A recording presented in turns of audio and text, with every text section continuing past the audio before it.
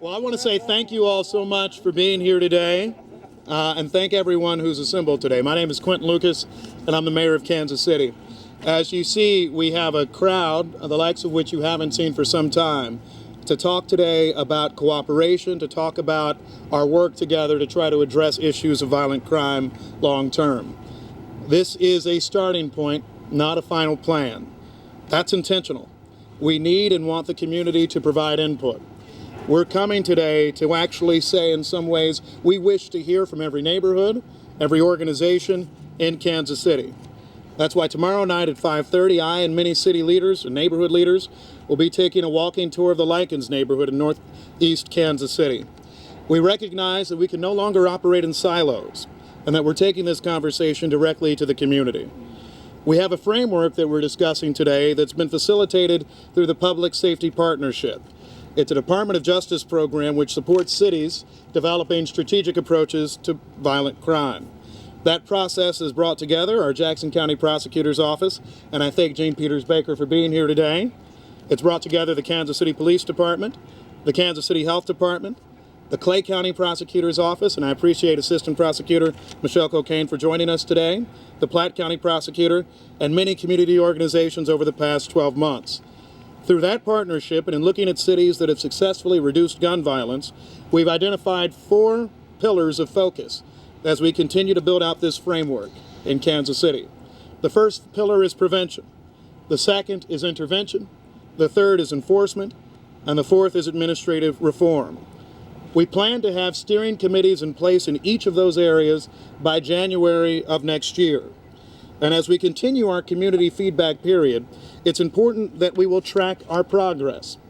No more will we simply say that we're putting money at something, we're putting tools or resources at something, without actually looking at the measurement that we need to do.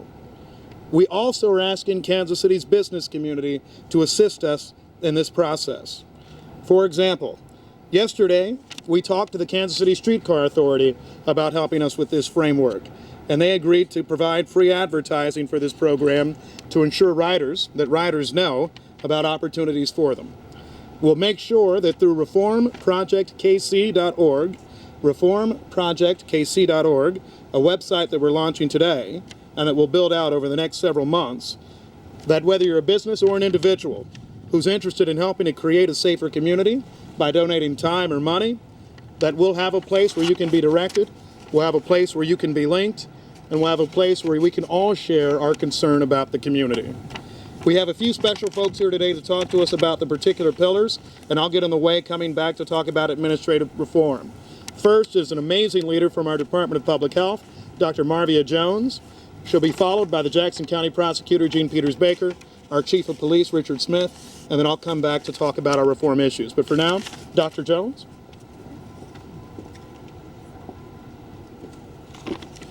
Thank you, Mayor. As Mayor Lucas said, I'm Marvia Jones, the Violence Prevention and Policy Manager at the Kansas City Health Department. So you know the Health Department is focused on COVID-19 disease investigation and prevention. You hopefully know about our vaccine programs and our food safety, but you may wonder what we have to do with violence prevention. There are complicated, deeply rooted, but not insurmountable conditions that lead people to respond to conflict with violence. These conditions lead to toxic stress within households and neighborhoods that impact everything from one's behavior, whether they feel like their life or future has any value, their physical and mental health, and even how long they live. The public health approach to violence prevention involves using evidence to identify the early factors that contribute to the problem and trying to address them as early as possible. The KC Blueprint for Violence Prevention in a Safe, Healthy Community is a 59-page document that was composed in conjunction with many collaborators from the schools districts, local school districts, faith-based organizations, the KC business sector, and nonprofits, as well as law enforcement. We hope you'll read it and see how you, no matter where you stand in the city, can help prevent violence. Every person, whether in churches, neighborhood groups, employers, or schools, has a role to play. You can provide opportunities to earn legitimate income for individuals and families, as well as increase youth access to caring adults. In July, the KC Blueprint received unanimous approval from the City Council We're grateful to have the support of the entire City Council and our law enforcement partners. If we don't intervene early and reach vulnerable households across our city to chip away at toxic stress and its contributing factors, we will continue to see generations of people become victims and offenders. So our city is frequently moved with pain and sorrow and anger when young children are injured by violence, and that's the way it should be. My heart breaks for the grieving families as well as the loss that we all share with them. I have to tell you though that my heart is also grieving for a different reason, but interrelated loss that is taking place right now. Right now, in homes not too far from where we stand today and throughout the city, there's a 5-year-old growing up in a home where the adults in his life are unemployed or making just enough to keep a shelter over their heads, but not much else. But soon this 5-year-old is probably about to move again because again they've been evicted or about to be evicted. By the way, his father, who's been unable to find employment after being released from prison, takes out his own stress by assaulting the child's mother in the home. Because he couldn't sleep last night, he's not going to be able to do well on his schoolwork. He can't sit still or regulate his behavior very well, and he'll likely be suspended several times during his school career. At some point, probably around the time he's 15 or 16, he will have learned that there is no hope for him, and that his only place in the society that we've allowed to be created here is to pick up a gun and watch his back against all the other individuals who've come to the same conclusion. This, my fellow Kansas Cityans, is the next shooter that you'll watch on the evening news. So as you leave here today, please ask yourself if you're ready to support the transformative, enduring work that will take to truly reduce violence in our city. It won't be a single program or a single group or even a single plan. What we need is everyone picking up this plan and committing to implementing 1 to 2 of the recommended strategies that will truly change the way that we relate to each other in Kansas City. Thank you.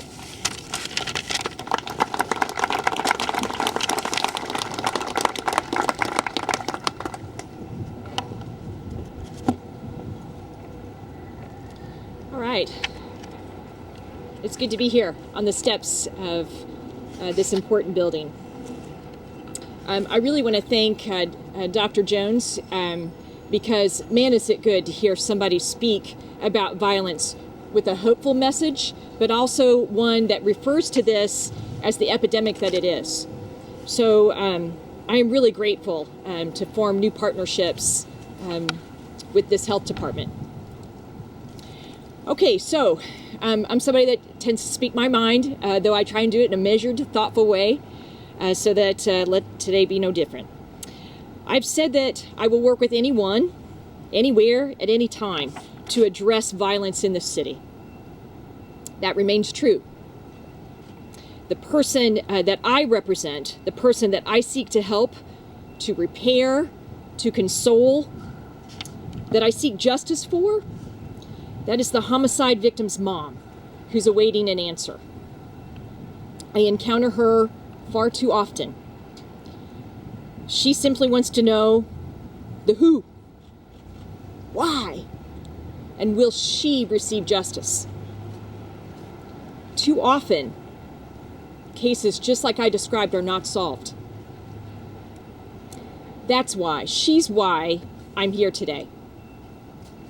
So we all want fewer homicides. We all want fewer non-fatal shootings. I believe that about everybody that stands with us today, and those that aren't even here. But I've learned from the past. I've learned some from Casey Nova efforts. And one of the things that I learned about that effort is that we did not engage community the way we should have, certainly the way we could have, for that to have a more sustained impact. So perhaps the most important comments that I can make to you today is that too many of our community's key social justice partners and civil rights groups, they are not here. The NAACP, the Urban League, SCLC, ACLU, several area pastors. I've talked with several of you on the way into this building this morning, and even the ad hoc group against crime. There's some other players that have contacted me this morning who are working toward police accountability. And I've received messages from so many of these folks about why I'm here.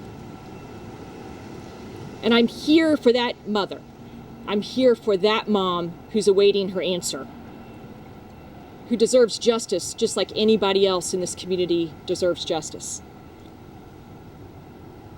Now, the essential parties that are missing are not here for any reason but this one. They don't trust us.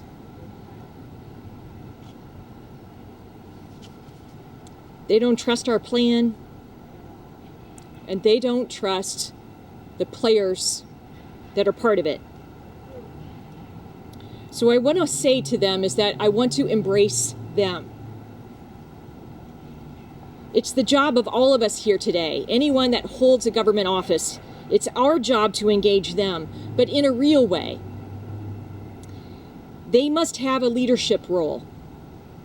They must shape this, form this, and lead this. They are capable. Man, are they capable.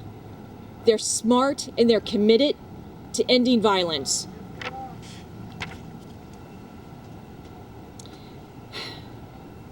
But we can't demand that the community changes unless we do. And so we need to do this in a new way. So for those groups, I'll be contacting them to see how we might be able to work together on this issue. I believe in them, and I know their commitment. And I know that they've been working on this issue longer than anybody standing here today. Not that I want to discount the people that are here, but their commitment is real. Now, not only do we need racial justice leaders here, we also need to keep what worked.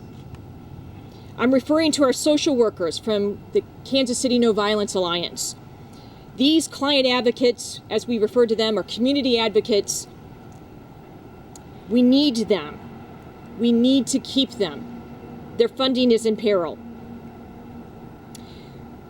What they do is they deliver services to people who are literally experiencing trauma in our community right now.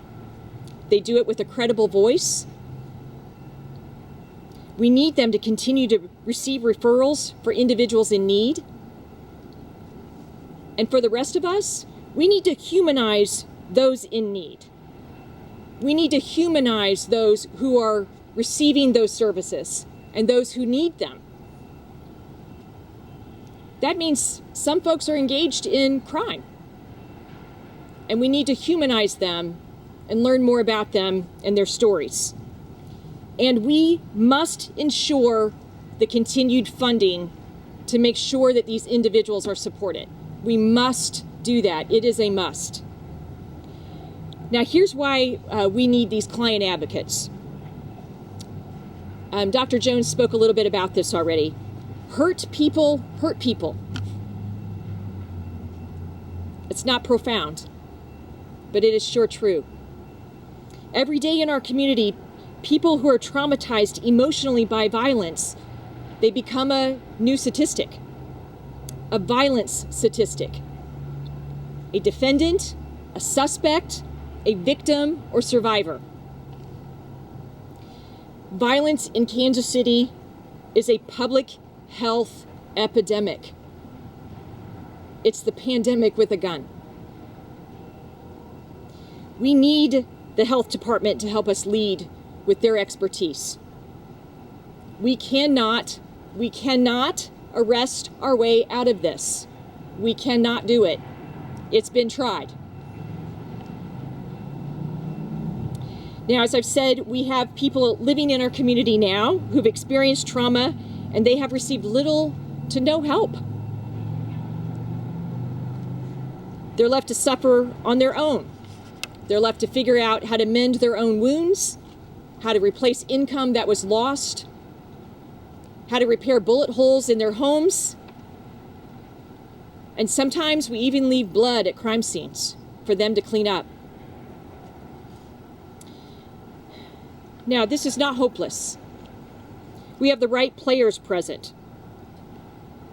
And those who are not here we have the ability to engage in a new conversation with them. With continued funding for our community advocates and partnerships with this health department, I believe we can make this system better.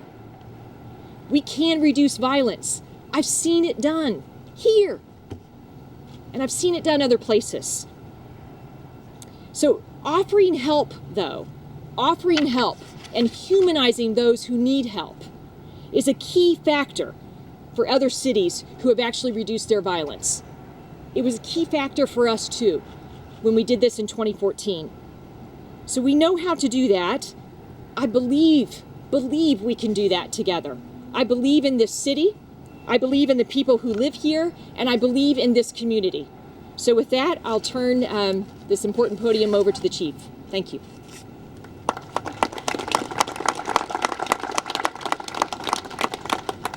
I'm Rick Smith, Chief of Police. I want to talk to you a little bit about our pillar, the enforcement pillar. Through public safety partnership, we've been involved with some best practices from other cities across the nation. One of those cities we went to was Milwaukee, who started what was called a shoot review process. Every Wednesday, we had it this morning at 8 o'clock, we sit down and we go through every shooting that occurs in Kansas City that's reported, whether it's non-fatal or whether it's a fatal shooting. We then ask our partners who are in the room, Prosecutor's Office, Jackson County Prosecutor's Office, our federal partners, and our investigative units about what we can do to reduce the violence and who's involved in that violence. This has been going on since January 1st. We are adding components to bring social advocates into the process from Jackson County Prosecutor's Office to help those who get involved in these situations that want to find some other solution other than violence. But to those who are committing the violence, those who are actively shooting in our city, our police department is engaged and we know who you are. And we are working tirelessly to make sure that you don't commit more violence in this city. I think we all know the toll it takes on our community, our families, the people involved, our victims, and even our suspects about what happens when we're involved in this kind of violent tendencies over what we see sometimes as very little of nothing. This needs to change. I agree. This very much needs to change. I'm hoping these pillars and the mayor's support and leadership that we can make a difference in this city and that everyone sees an agreement that we all want this to change. We do not want the shooters in our city being as active as they are. I mean, it's night after night. And I get those phone calls, right? I'm the one who gets the phone calls at night at 3 o'clock in the morning. I think we all want this to change. There needs to be direction, there needs to be coordination, and that's what we're looking for today. Thank you.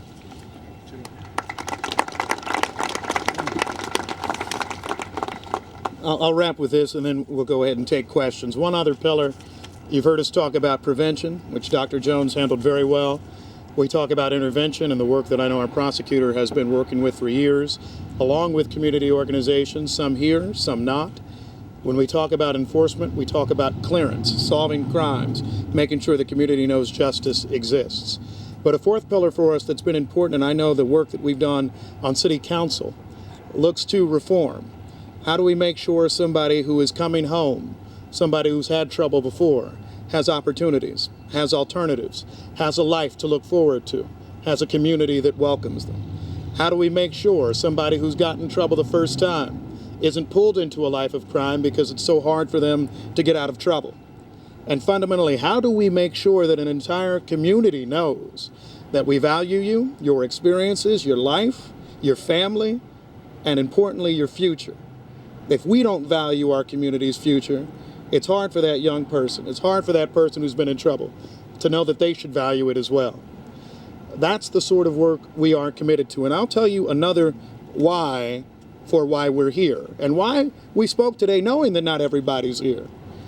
Is because, you know what? It gets old just being frustrated every morning. It gets old saying, wow, Kansas City's always been dangerous. I was born here. I'm too used to us talking about murder records all the time. It's been a news story most of the years of my life. When I was a little kid, now that I'm mayor, everything in between. And this is us saying, we are working with you. We will work with anybody to address violent crime issues. You know, I've told this story a few times, and it's a little off the cuff, so I won't go too far. I was at a U.S. Conference of Mayors meeting, and I bumped into the mayor of Baltimore, Maryland. And we looked at each other and just said, brother, it's been tough for you. Because we know our cities, not through football, not through from whatever cultural institution, but through crime. We have to change that reputation of our city, and we have to make sure that we're saying we won't stand for it any longer, but importantly, saying we won't stand for it doesn't just mean that we're throwing money at something. It doesn't just mean that we're creating the XYZ program. It doesn't mean that we're going to get some new expert. It means that we will do the tough work every single day. And that tough work means getting along with people who you may disagree with 80% of the time. The tough work means going to neighborhoods you haven't been to before. The tough work is saying to the business community when they call, no, we don't need money. We don't just need a thing. We need your investment. We need your long-term commitment. We need you to say that, yeah, if you invest in this, if you're with this for a while, you won't see a return in 6 months. You may not see it in 2 years, but you'll see it in 10 years. We need a community that cares about a young black child in the same way they do at age 6, at age 16, or age 26. And that's why we're here and collaborating and working together. I have every belief in our community that we can improve these issues. We have seen other cities address these problems. We've seen other cities turn the tide. And I believe that in Kansas City we'll be able to do the same. I thank everyone who's here. Just to give you an idea of the background and the folks we've collaborated and combined. We have the entire city council, a chunk of the city council behind me. Others who are not here are here in spirit. We have a number of our city departments and staff, because fighting crime is not just a police issue, it's not just a prosecutor issue, it's a health issue, it's a public works issue, it's a planning issue, it's a parks and recreation issue, and indeed every day those people are out here fighting for the best interest of our city. And we have so many community advocates, not just community advocates from the Jackson County portion of Kansas City, but from the Northland, from further south, people that are saying we see the same concerns and we want to make a positive difference for our future. So what's our next step? Our next step are a few measurements we want you to be able to see. One, we want to see improvements in our clearance rate for homicides and non-fatal shootings. We want to see improvements in our citizen satisfaction survey of how safe people feel in Kansas City. We shouldn't get an F on those sorts of scores. We want to see an increase in the number and percentage of individuals who are identified with needing specific services. We want to see an increase, or a decrease in recidivism rates for violent and nonviolent offenders, particularly those who are receiving these services. We want to see an increase in the percentage of victims and witnesses who feel safe enough to collaborate with law enforcement. And we want to make sure that a year from now we can come back together and say maybe we haven't solved everything, and I'll tell you, we may not solve everything, but we've made progress. And most importantly, I want to make sure that people who live in the neighborhoods where I grew up, 52nd and Bell Fountain, off of Woodland and 27th, where I am now, 19th and Paseo, and all throughout our community, feel the same level and measure of safety that you can anywhere else in Kansas City. I thank everybody for being a part, and particularly for those who aren't here. You can disagree with 1,000 things that any of us do, but work with us to make this community safer. I will listen to your ideas. We will all listen to your ideas. That's why we're coming together. And we hope that we will make an amazing difference for everyone in Kansas City long term. With that, I will take a few questions. I understand that there will be several of us who are available right after. Yes, sir. There have been other initiatives done in the past by your predecessor. How is this different? You can kind of name some things that are already in place or have been in place but no longer are functioning. How is this initiative different? You know, I think a few different issues that we're trying to have here. One, we are doing, I think, a more broadly based collaboration with all of our city departments. You're seeing a very active role for the Kansas City, Missouri Health Department in connection with this. It was not accidental that Dr. Jones actually spoke first. We want to make sure that we are treating this like the epidemic that it is. We're not just saying that it's an epidemic, we're actually making sure we're taking the tools to measure that. You're seeing collaboration with the Department of Justice, I think in a broad and positive way. This isn't just a one-off enforcement initiative. This isn't a one-off funding for mental health services initiative. This is a sort of thing that has been tested throughout other jurisdictions in our country. I think Kansas City will be a model for it, and so that's where our commitment is coming from. And then, frankly, in the number of people that we've worked with to create this program, this is something that started as soon as I got into office. We've met with Senators Blunt and Hawley, DOJ officials, Senator Moran from Kansas, met with the U.S. Attorney for Kansas, actually. So it's even a bi-state initiative to try to make sure we're addressing it long term. The other thing that I think is important for us here is understanding how all of the pillars connect with one another. Prevention, intervention, enforcement, and importantly, reform. It's not lost on us that this is a moment where we're talking about reform in America. But if you don't understand how your reform relates to trust, relates to solving crimes, relates to people talking to each other, then you're kind of missing the boat. And so that's the sort of work that I think makes it different for us. Yes? You talked about some of the groups that are not here today. Yep. Some of them feel like they've been let down by a number of different agencies here. How do you begin to rebuild that trust? How do you begin to get that information? You do it one step at a time. You do it one step at a time every day.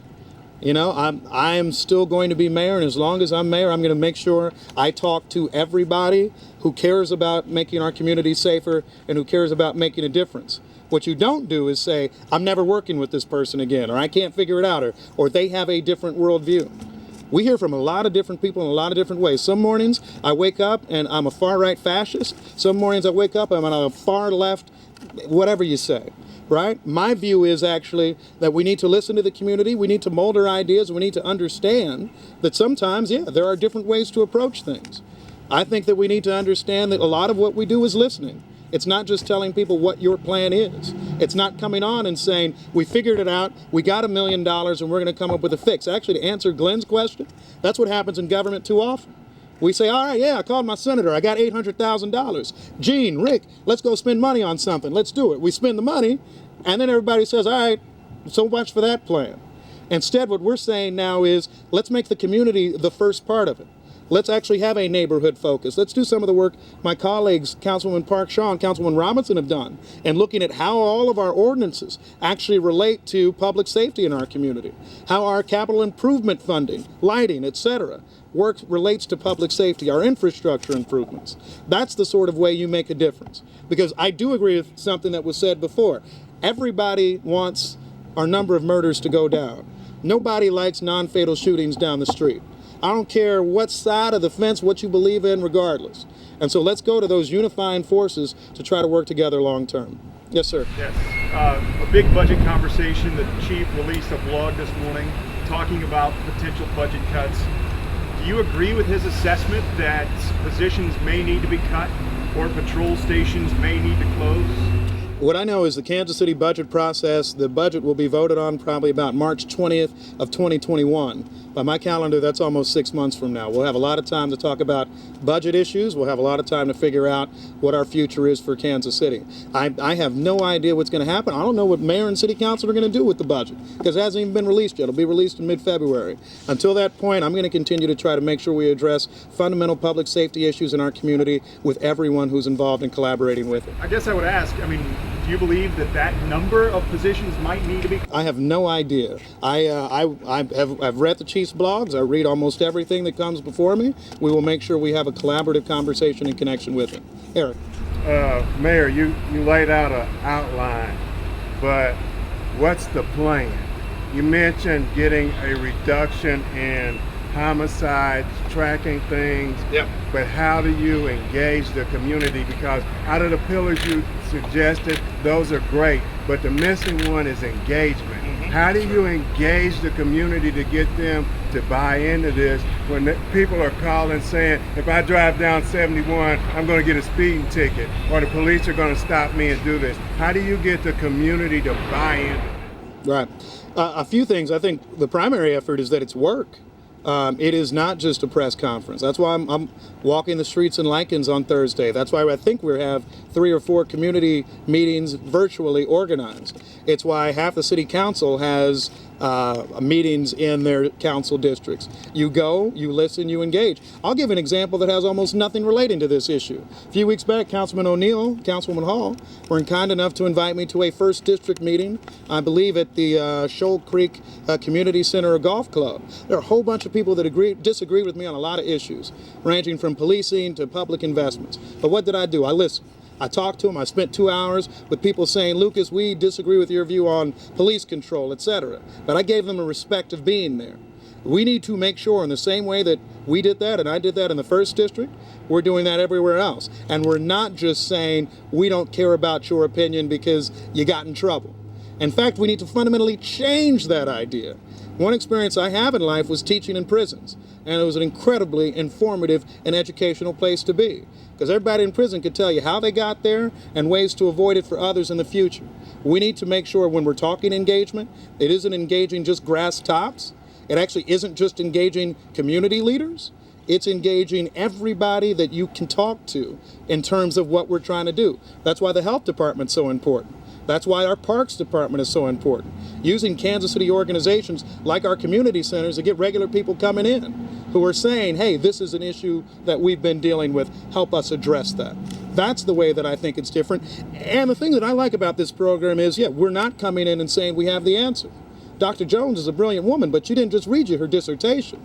What she was saying was we need to treat it like something that needs to be cured, needs to be diagnosed, needs to be worked on.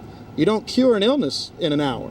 You don't cure it with one speech. Sometimes it takes years. And this is the sort of way that we're going to work to engage in connection with it. We'll take 2 more questions for the mayor and then others if you have questions for them. I'd like to kind of revisit one thing that was asked over here about how the budget might affect this program going forward. I understand that there's federal support for this program. Correct.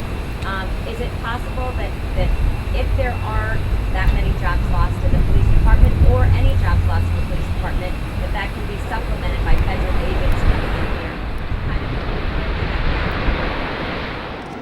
Well, in many ways, hope springs eternal. I'll continue to call our senators and ask if we can get stimulus funding or something of that sort to help support America's cities. That would be vital and helpful for us. But I think our focus is somewhat misplaced. And the reason that all these organizations and all these people are here today is we need to get people to understand that cutting the health budget actually hurts public safety too. Cutting the parks budget hurts public safety. Us closing down a bunch of things, us not creating opportunities for people, right? That actually is a challenge for us. And so that's why everybody is working together. That's why we are actually tasking our city staff broadly, not just the police department, but every department, to know your role in working with public safety. On every Kansas City, Missouri ordinance, there is a question of whether it's good for the children. A requirement that's been around in excess of 30 years. What we really need to ask in each one as well is it good for public safety? Is that road project that we're doing, is some expansion of a parks facility, are we making sure that it's coordinating with our anti-crime, anti-violence policy and projects? And I know when I was running, I talked about the anti-crime industrial complex. We need to break it down. And we need to actually say, no, we don't just have things, we don't just have numbers, but instead we are really looking at measurements and results. And so I think it'd be a lot easier for any department director, whether it be a police chief or the health director or anybody like that, rather than just broad numbers saying, right, this is the specific thing that we can do and deliver with our funding. This is why this is important. And that's the work that I think we're trying to do with this program. That's the collaboration with our neighborhood folks as well. So we're not just passing budgets that say, hey, we did this last year and the year before. Instead, we're saying, hey, no, for those who are going with reentry programs, how can we actually best address those issues, best fund them, best work with our prosecutor to try to fix them long term? That's the work we'll do. And I think there's one more question. Yes, ma'am. Mayor, Yes. I'm the host of Yes, ma'am. What is your plan for collaboration? How do you plan to deal with this problem, the cause, not just the effect? What is the collaboration plan?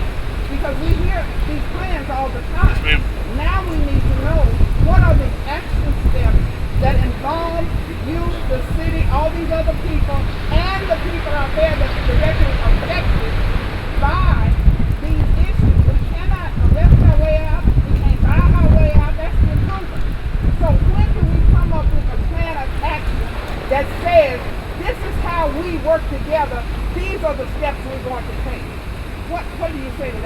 Yes, ma'am. A few different things relating to that. One, we reach out in the ways that we know, but we try to expand them. We have 200 plus neighborhood associations in Kansas City, Missouri. The first thing we do is we make sure that we find a way to connect with each one, some of which we have not talked to for years. When I say we, some of us who are in elected office, some of us who are in city leadership.